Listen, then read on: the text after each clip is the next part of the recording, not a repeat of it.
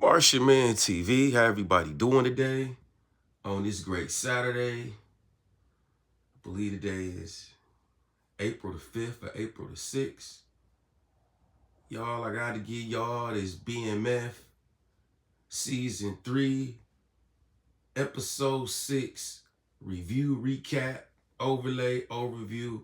Y'all already know I had to bring y'all the content. To everybody who new to my channel, please hit that like button.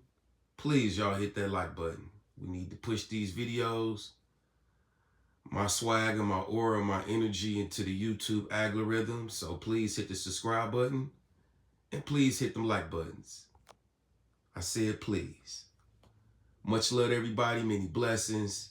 Much love to the Most High. For without him, nothing is possible. I've been blessed and favored unconditionally. And he been making me feel special through my platform. So shout outs to YouTube and y'all following me on Instagram and Facebook, and shouts out to everybody, man. Shouts out to Google. Shouts out to my subscribers and followers and people that see a glimmer of potential in me and that rock with me, compliment me in my pictures, everything. Like, it's just such a blessing. So much love. So with all that being said, we finna get into this episode 6. We're finna show y'all what's going on. Now, episode 6 was great to me. Episode 5 was just real extra blazing with the bodies. Episode 6, we see Henrietta take out Dizz, which is one of the scenes I'm finna show y'all now. We had the burial of Lil Milk. We had Nicole getting handed birth control pills from Lucille. We had Lucille going on a date with Maurice, Dr. Maurice. We got Charles in player mode, like, yeah, go on, Lucille, go on out and date him. So we can figure out where we stand in our relationship, which to a certain extent I agree with. If you've been with somebody for a long time, it's not that you got to be insecure or feel some kind of way. You want to be confident that the love is still strong and that the person that you call yourself rocking with or that you care about or that you love is on the same page and wavelength that you on. You don't want to date nobody or be with somebody and they feel like, well, I've been with this dude or I've been with her all this time and maybe I should have dated Shalonda. Maybe I should have went out with Kiki. Maybe I should have gave Tierra a try. You know what I mean? For my ladies, they may feel like, well, maybe I should have kicked it with Damien or Jamarion or James. Maybe I should have went on that date with James. I've been with Maurice for so long. You know, I don't know if that's a relationship thing or a human being thing, or if people programmed to feel like if you've been with somebody for so long that, you know, you should test the waters and contemplate dating somebody else. I don't know where that negative dynamic come in at, but some people feel like it's healthy. Like, well, we've been together so long, maybe you should go weigh other options to test the waters to see if our love really that strong. So I believe that's what Charles is on with Lucille, because Lucille to me is having doubts about being with Charles. And in real life, Lucille actually really left Charles. When they fell off and didn't get back together. So we had a lot going on, y'all, in episode 6. You got LaWanda giving birth to her and Southwest T, a new addition. You had Maurice coming off a date with Lucille giving birth to LaWanda and T's baby, and Charles feeling some kind of way. You had Meech holding the meat with the crew. As far as, you know, them with the next move and letting they next move be their best move. You got T going to holler at Blaze, which is Henrietta's dad, which is he's a drug pen / cop. And y'all, he took that story from Motown Eddie. If anybody know the story about Eddie in D-Town in Detroit, he had political connections. I believe that's who the story is tailored around, because Blaze's name is Frank. And of course, you know, Henrietta is his daughter. So he go by Blaze. He's allegedly a drug kingpin / policeman with political connections. So y'all know, if you watched any of them Detroit documentaries about in the 70s with they drug dealers, it was a guy in particular who had connections the same kind of way this Blaze got in real life. So I'm thinking that they likening their character around him. With that being said, I'm finna show y'all the footage of Henrietta killing Dizz with the flamethrower. And we will get back into talking about episode 6, moving forward to episode 7, and what to look forward to. Here we go. I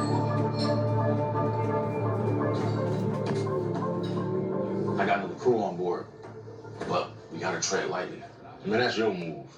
You gotta tread lightly. Yo, I think it'll go faster if we were tag teaming. You gotta be the type of leader that man will follow. My girl's so pure, their hymen's intact. So the plan gonna sell itself. So sell it. I'll hit you up when I'm back. Yo, you leave me high and dry? I said I'll be back. Trust. Pistols will get blown down. Hey,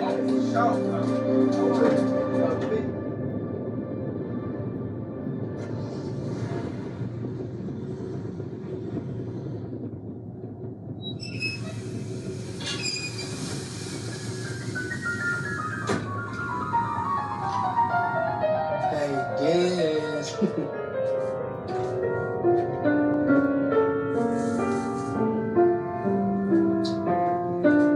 Henry?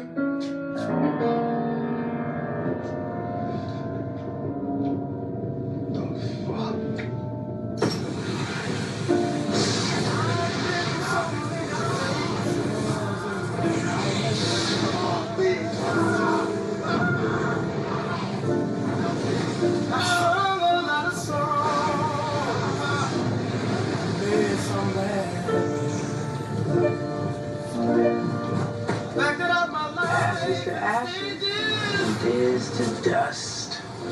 Ain't no brokering a truce with someone whose sole reason for being is to extinguish your light. In or out, anyone near the drug game is going to be a casualty of some kind.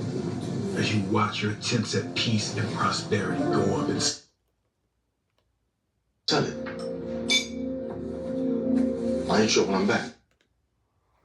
Okay, y'all. We just seen Henrietta, as everybody was wondering when they showed us the trailer. Who was Henrietta finna blaze up with the flamethrower? Who was she finna kill? And the whole time it was Dizz. So that scene that I just showed y'all, prior to that, Meech had a talk with T about how to deal with his crew. And the Detroit Piston jackets that you see that Henrietta walked away with, that was part of the equation. T went and bought his crew Detroit Piston jackets. I think he got them tickets to the games. He did something nice for them to bring upon loyalty. I believe that was the point that Meech was making to his brother. Like, hey man, you gotta do your crew right. You do your crew right, it's gonna equal loyalty, more money, more success. You know, we ain't living in a life where how you treat people is everything. So we always say, treat me how I want to be treated, or you treat others how you want to be treated. But then you got people, even in the drug game, even the weed sellers, they mistreat their customers. You can't mistreat your customers, man. I'm from the era where I saw, when I was a kid, I was around in the 90s, I saw dudes serving the dope fiends, the hypes. You had some guys who would treat the dope fiends like nothing because you could tell it was all about money with them. But then you had some people that really took care of their dope fiends. You know what I mean? Like really treated them top notch, showed them respect. You had different levels of dope fiends. You had the working dope fiends that was functionable. Then you had dope fiends that had hustle, but all they wanted to do was get high all day. So they didn't care about their hygiene, their appearance, how they was being treated. And those were the ones that I saw being mistreated, dogged out. And then you had the ones that had respect for themselves, who was like working dope fiends, who worked the 9 to 5, who hygiene was good, who they took care of themselves. Now, you may have had people try them or disrespect them because they knew that they was getting high or doing cocaine, but I saw a lot of disrespect going on. And the aftermath for the disrespect comes no loyalty. You will have a dope fiend that you disrespected or you mistreated or you treated unhumanly. Now this person is a potential undercover, a rat, a snitch, a confidential informant, a CI. That same dope fiend that you mistreated or treated unhumanly is the one that set you up. When you called yourself trying to dibble and dabble and sell heroin, and you wondering how you get caught so fast, it was that dope fiend that you mistreated, that you talked it down upon, that you looked it down upon because they get high and you don't. The only thing you value out of them was their money. So that's a life lesson. You know what I mean? Treat people how you want to be treated, regardless of their addiction or what they look like or what they're going through. You know what I mean? So I seen that in the BMF universe. That apply not just from a TV point of view, but in real life. As far as Meech and T with the 50 Boys progressing into BMF. If you go back and you listen to Meech interviews, Meech always treated the people that bought work from him top notch. The people that worked with him, his workers, he treated top notch. And then we always get crews that try to follow that recipe, but it never end up right. You always got too much jealousy, too many chiefs, too much ego and too much pride involved for it to be a beautiful aftermath. Where, hey man, I really don't care about how big your bag is. I got a bag. I really don't care about how many girls you got. I got girls. I've yet to seen it. The closest I've seen it probably was the BMF situation. Usually what I see is dysfunction. Too much pride, too much ego. So, back to the BMF with this episode 6. Y'all, it was exciting to me. Like I said before, I believe episode 5 was more lit, but episode 6 did not disappoint us. We got to see T now, okay, y'all, I want to talk about this. A lot of the fans don't trust Markeisha. They feel like Markeisha is T downfall. Now, for those that don't know, Markeisha is playing Tanisha Welch character, which is, she was girlfriends with Southwest T in real life. Okay? She's a boss. Y'all don't know who Tanya Welch is? Check out her documentary. She one of the original BMF that was danked Southwest T. The Lala Markeisha character is built around Tanisha role with Southwest T. She was dealing with another big time drug dealer in that organization from that era, and she started dating T. Cause Tanisha got a son by one of those Detroit big time baller dope dealers. She got a son by him, and not with Southwest T. So the character that they use on the BMF thing, that when she got beat up and T step in, that's sort of based off reality. Tanisha was dealing with a big time ranking drug dealer in Detroit that was in competition with T and all them. But she ended up, getting with Southwest T, and they end up bonding and being by each other for years. So a lot of the fans don't trust Markeisha because of the whole CPS thing with Southwest 10 LaWanda. But Markeisha, what I peep, she motivate T. Every man, I don't care what he say, including me, even if we self-motivated, okay? We always love to be around women who motivation, man. It's like me, I'm not a mama's boy, but I come from a single family household. Women motivate me. Not motivate me on myself because I'm self-motivated. Meaning I'm self-motivated to take care of myself, clean myself, cook for myself, get money, groom myself, get a job, get a hustle, make these YouTube videos. You know what I mean? I'm self-motivated. I don't need a woman for that. But it's always a plus, and it always feel good for me to have them type of women in my world, or as my woman, or as my wife, or as my better half.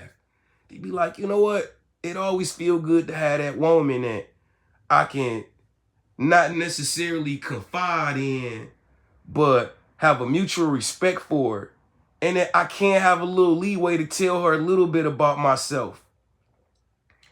And she gives me her nurturing ability. Now, don't get me wrong. You got some dudes who mama's boys, or may feel like they need their mom or a woman of a certain type of strength to hold them down.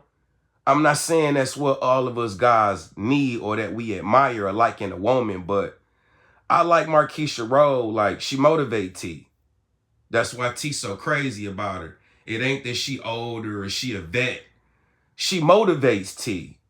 Like, when T came to her about Henrietta, she like, you need to just go and holler at Blaze. You know what I mean? He's a cop / drug kingpin. Said his whole name and the whole nine.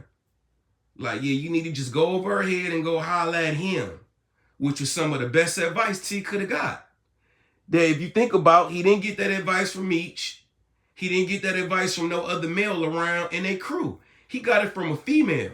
And Markeisha, the same chick who a lot of people around him in the circle saying he shouldn't even be involved with. He shouldn't even be entertaining. So I like that. I like that dynamic. Markeisha, one of them type of females. There's motivation. I like to say females is motivation. And they be lost. Like, what do you mean I'm motivation? Oh, he flirting? No, you motivation. Meaning I see something great about you that I saw in my mama and my grandma. Or that bring me back to a spot when I was a child getting raised in the company of my mama. Some strength I see in you in your womanhood that's beautiful, that's a blessing, that should be embraced. Not looked down upon, not frowned upon, or not looked upon as a weakness, but as a strength, as beauty. You know, but we in a generation where they promoting the independent women or the independent woman to further push her away from that unity with a man. And on the flip side, the side effect is women not being nurturers or not really being motivation for a man in that kind of way that Markeisha represents for Southwest T. And this ain't just for the BMF series. This was what was going on between their dynamic in real life. This is why, to me, Southwest T was crazy about Tanya Welch. You know what I mean? You got to think. He took on a situation with a female that had already something built with another guy. She had already a built family when T started dibbling and dabbling with her. So it had to be something great about the Markeisha character, aka Tanya Welch, for a guy like T or me to see that potential in her like that. Besides sexually, besides her beauty, what is it about her that's gonna keep me around? That apply even to 2024 moving forward. What is it besides your beauty and your body or our sex game that's gonna keep me around you and keep me invested in you? That's the question a lot of women gotta ask themselves. So y'all, I'm loving the BMF season 3, period. I can't wait for episode 7, and I'm just loving it. Another thing I want to hit on for episode 6 was Nicole and Lucille. Nicole witnessed LaWanda giving birth. She went upstairs and popped that birth control pill so fast. Boy, you would have thought she was trying to pop a perk or something. Nicole like, I ain't doing that one. I can't see myself up crying and squeezing no baby out of me for some man, or while some doctor holding my hand while I'm squeezing. So I was loving that. I was loving to see Lucille go on her date with Maurice. Charles trying to be a player, smooth about it. Meech also checked Angel. Angel came from Greenie. And Angel, y'all, the little cool stripper chick. I like Angel. But like Meech said, she operate off money, and any friend you got that operate off money, not to be trusted. Their loyalty is built around money. So if my loyalty to you built around money, that means it's a price on me. That means I could be bought. And that's not solid. That's not valid. That's not being genuine. You know, if my loyalty could be bought, I'm not actually really loyal to you, because my loyalty could be bought. So if somebody gave me $1 million right now to turn on you or tell on you or betray you or deceive you, I do it based off a bag. We don't really have no friendship. We don't really got nothing solid. So to me, Meech did the right player thing to let Angel go. You know, he had already been kicking it with her, vibing with her, looking out for her, protecting her. And she fixed her mouth to say she'll go, you know, work for Glock. She fixed her mouth to say she heard Glock paying good. Like, how could you sacrifice the weight of that when Meech been holding it down for you? And then you flip-flopping. You already went from a situation where you was with Greenie to Meech. And now you saying you want to go be with Glock for some money? So she what we call in the hood flaky. She a flaky person. Know what I mean? You don't really want to be around nobody flaky. That apply to men and females. Girls, boys, whatever. Human beings. If I could buy you, or you would turn on me based off some money, thank you, Most High, for blessing me with this knowledge and wisdom and understanding, you're not my real friend. You're not nobody I could trust. You're not nobody thorough or solid. You're not to be trusted. So I got to remove you out my circle. So money, not always the root of all evil. It's the people that's pursuing it or the people that's lusting for it. So if you value money over loyalty, I ain't to be around you. You ain't to be trusted. So with that being said, y'all, we're going to stand on that. We're going to end the video with that. Y'all hit that subscribe button. Please hit the likes on here. Y'all, let's get these likes up. And I will hit y'all back with BMF Season 3, Episode 7. And I much appreciate it to everybody and much love. We'll be back with BMF Season 3, Episode 7. We're going to get right all off into it. Aftermath of what's going to happen with Detective Bryant. He think he RoboCop now that he done lost Kevin. He kind of going bonkers, where he was finna get his head blew off by Blaze about Henrietta, of course. Y'all stay tuned.